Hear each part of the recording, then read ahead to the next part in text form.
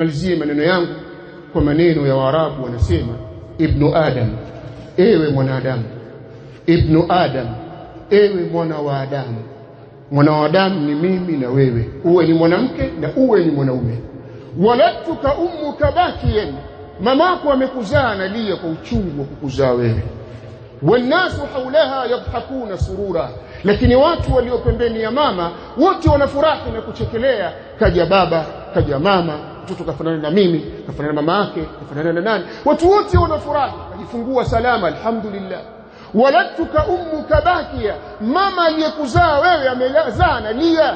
Wannasu haulaha yadhakuna surura, na watu walio pembeni ya mama wanacheka na kufurahi. Fahris ala amalin, fanya juhudi ya matendo mazuri ukiwa hai duniani leo hii.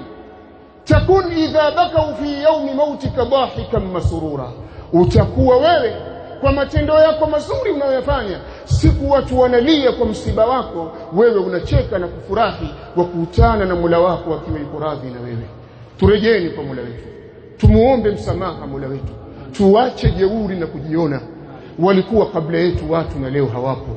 Aina hum wa qurunun baina dhalika kathira, wako wapi kina fulani na fulani, wako wapi? Tunaona majumba yao, tunaona magari yao, tunaona wake zao, vyote vimechukuliwa na wengine. Madha akhadhu, kitu gani umechukua katika hii dunia? Kharaju kama dakhalu, wametoka kama walipoingia. Hatukuwapa chochote zaidi ya sanda. Kila kitu tumewavua, saa zao, viatu vyao, soksi zao, tukawavika nguo nyeupe sanda, tukawatia kwenye kaburi lao.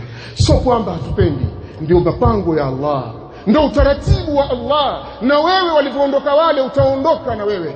Tengeneza mazingira mazuri, mafungamano mazuri baina yako na Mola wako, ukiwa katika kuifuata njia ya mtume wako Muhammad sallallahu alaihi wasallam. Namuomba Allah subhanahu wa ta'ala atuongoze katika haki na atuthibitishe katika haki hii.